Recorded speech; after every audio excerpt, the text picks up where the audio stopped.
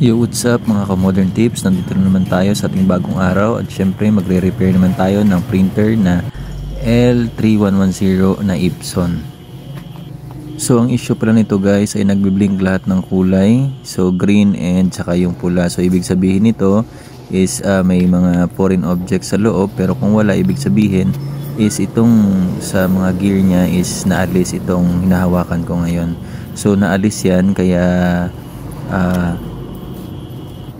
dapat ibalik natin siya, pero siguraduhin natin na dapat yung pagkabalik natin ay tama. So dahil ang adhesive niya ay parang hindi na dumidikit kaya siya natatanggal.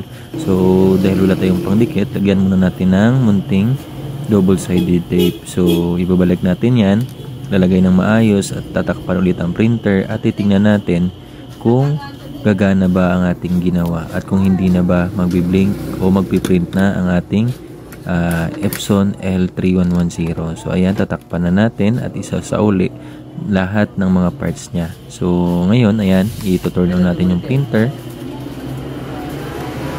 Tingnan muna natin, mamaya na natin ibalik.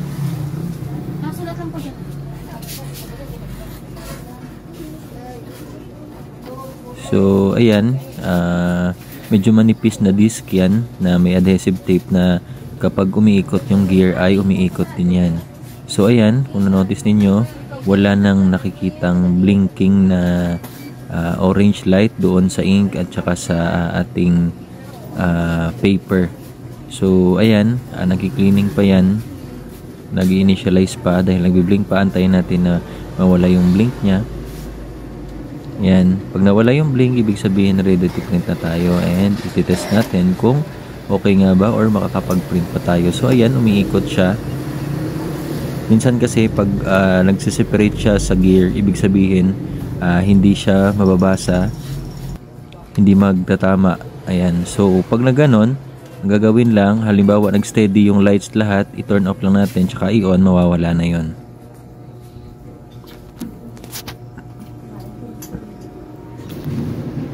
So ayan, may flex cable kasi yan, nag-respond yan sa board natin or nagbibigay ng data sa board natin yung pag-ikot niya. So pag nawala yan, of course, merong missing na part sa ating Epson L3110. So yan yung tingnan natin kapag wala kayong nakitang foreign objects dyan sa ating printer. At kung ganun pa rin yung error, nagbiblink pa rin lahat matapos nating linisin at wala naman tayong nakitang foreign object. So ngayon, nakita ninyo, hindi na nagbiblink yung power button natin, and syempre, ibig sabihin nyo nun ay okay na ang